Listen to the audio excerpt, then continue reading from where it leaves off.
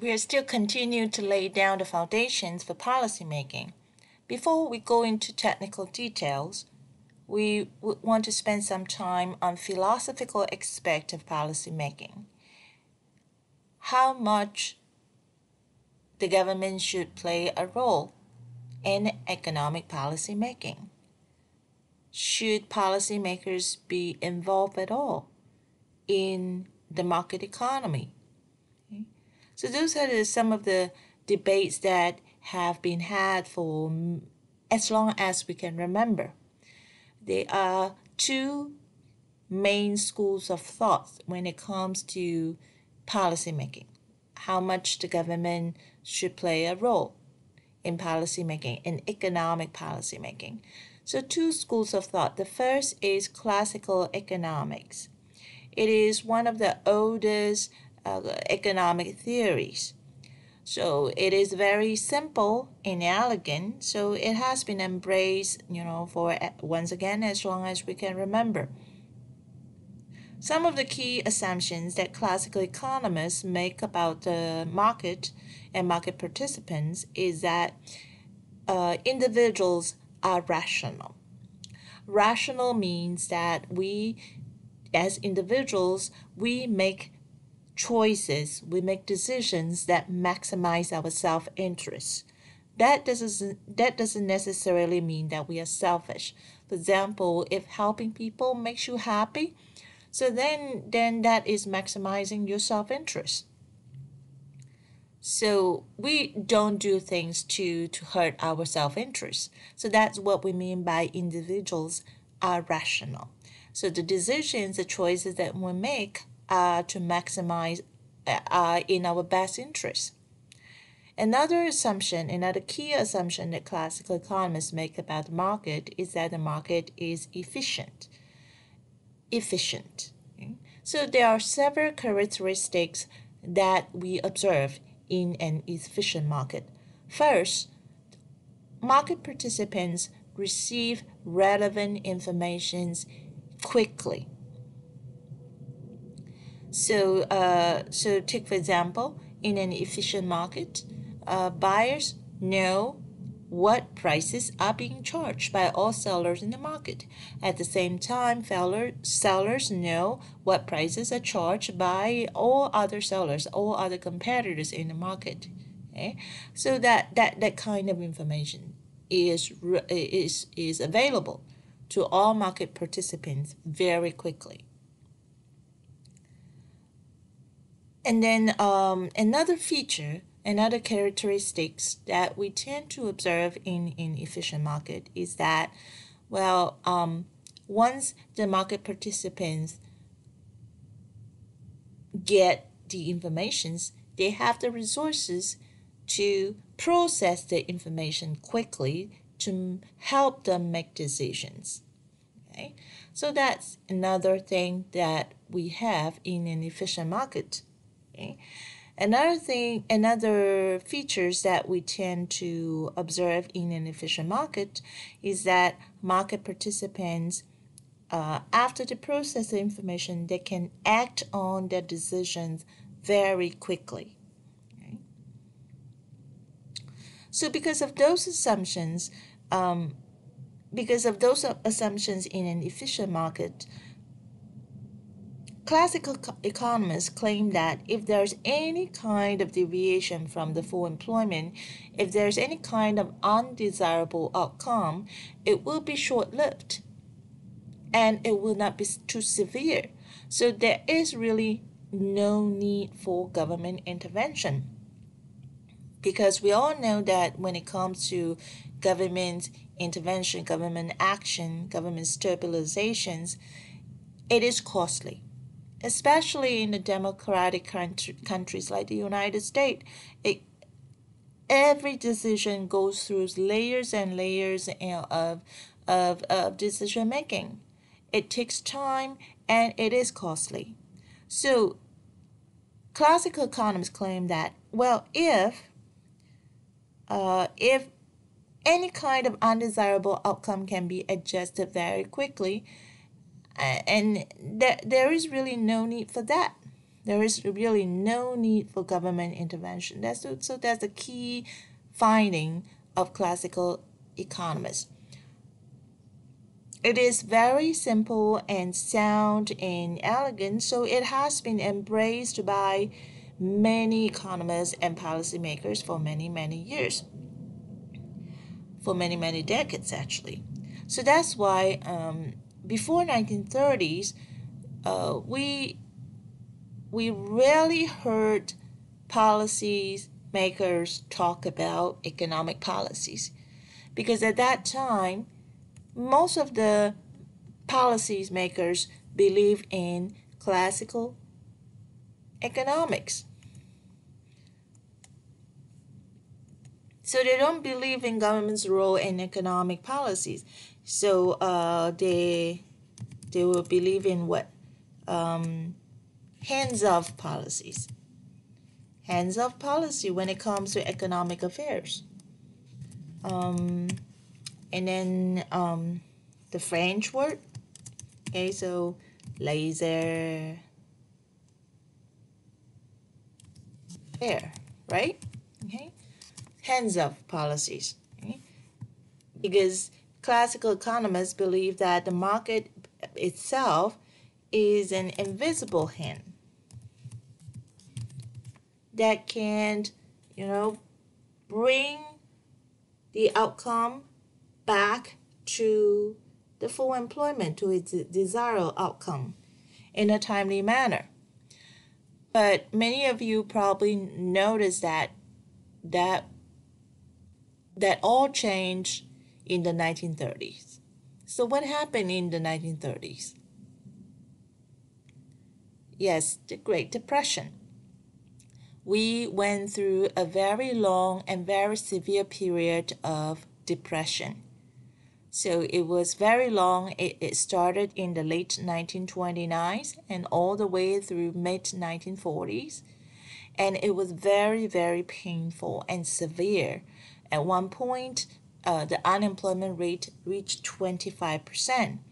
So many people started to cast doubt on classical economics, because according to classical economics, this shouldn't have happened. Okay? So any kind of deviation from the full employment should have been adjusted very quickly. So people started to cast doubt. When you cast doubt on the theory, you don't want to just throw it away. You want to examine the assumptions to see whether the assumptions still hold. So individuals are rational. Well, recent studies have started to have started to refute this claim, have started to find evidence that we don't always act to maximize our self-interest. But that would complicate things quite a bit. So we want to stick to that. So let's leave it there. Individuals are rational. How about efficient market? Okay. So do we always have relevant information to help us make decisions? Probably not, right? Okay. So for example, if you're trying to price your product as a company, you run a company, you're a seller, you try to price your good. More than likely you want to know what would be the cost in the near future. Okay? So raw materials, how much would that cost in the near future? That kind of information is probably not readily available to you. Okay? And then how about another feature, another characteristic? So are we able to process the information very quickly to help our decision? Well, maybe not all the time, right? So take for example, even if you have all the relevant information you have, so you know what the raw materials data is gonna be like. You have all those informations, because some of you would claim that that kind of data now is quite readily available, because we have a lot of public data, and the government releases macro data quite frequently. So we have inflation data and so on and so forth. Okay, we should be able to make a fairly accurate forecast. Some of you may want to claim that, but assuming that you are right, assuming that you have enough information very quickly, are you able to process that to help you make the decision?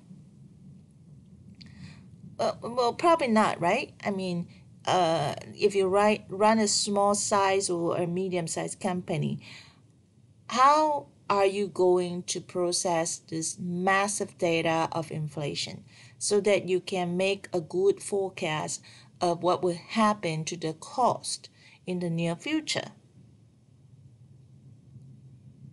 Okay? It takes skills, okay? It takes knowledge. It takes a lot of time. Most of you probably don't do that. Most of us probably don't do that. Most of us probably still, relied on ad hoc way of making decisions. So we will probably just do it based on what experience, right?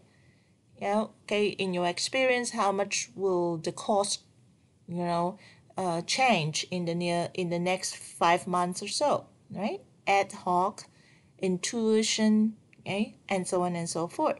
Okay, and then lastly, even if you can process all the information very quickly to help make decision, can you act on the decision very quickly?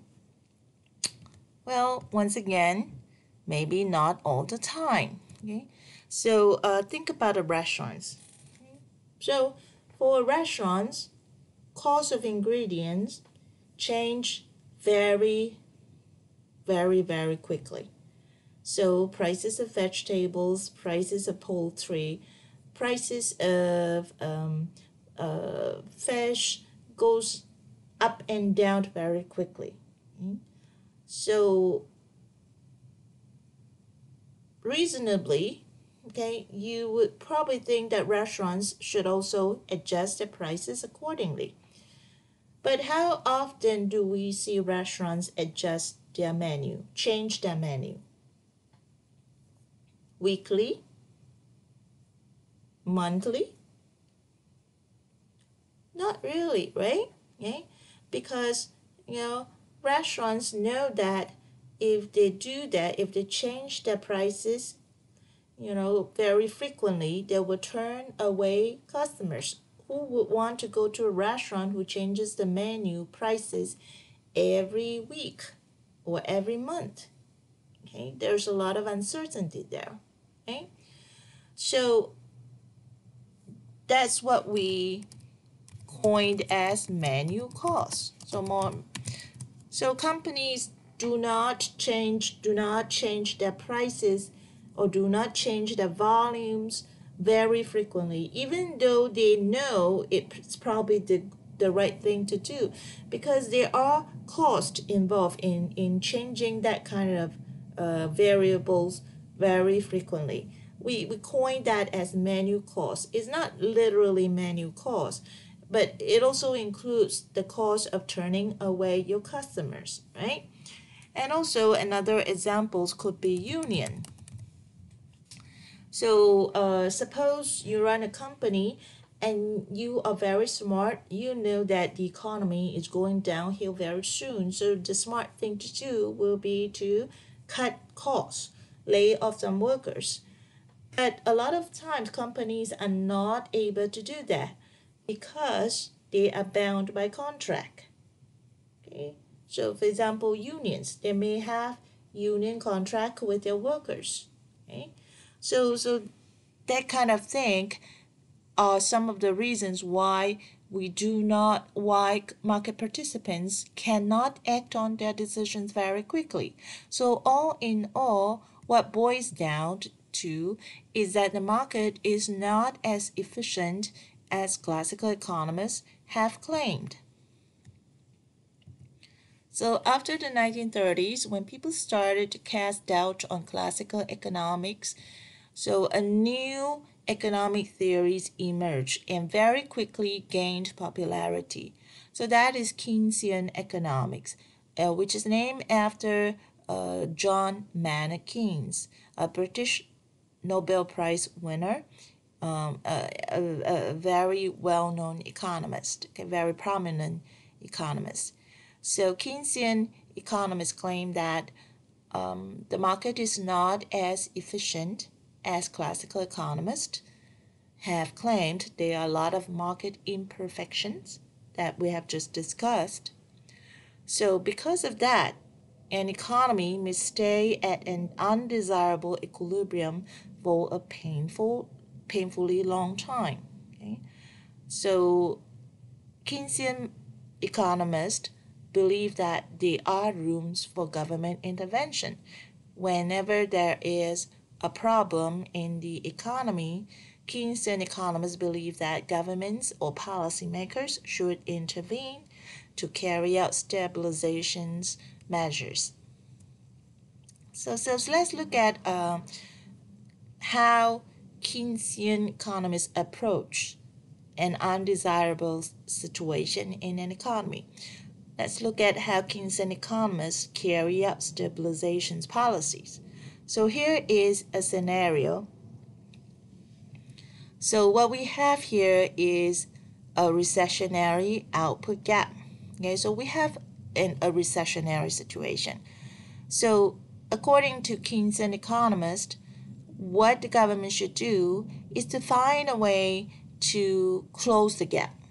Okay, so in this case, because the spending is not enough to support the potential output level, so what Keynesian economists would suggest is to find a way to stimulate the spending.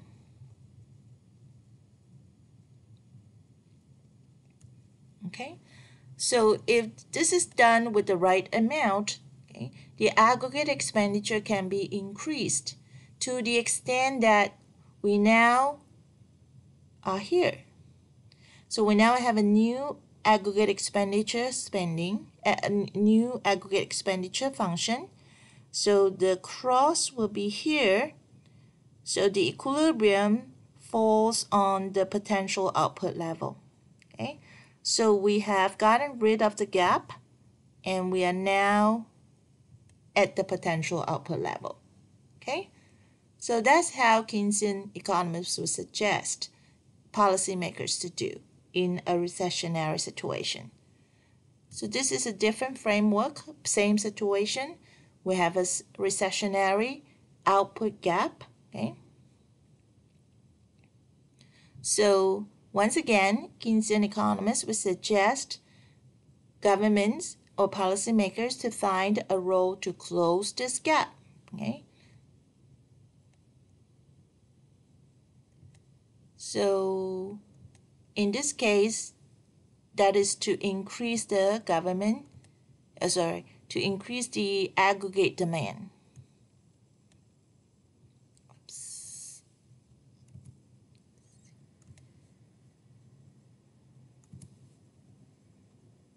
So if this is done right, the aggregate demand can be increased all the way, okay, to here, okay, so that the new equilibrium is right at the potential output level. Okay, so we have closed the gap that way, okay, and we have achieved the potential output level.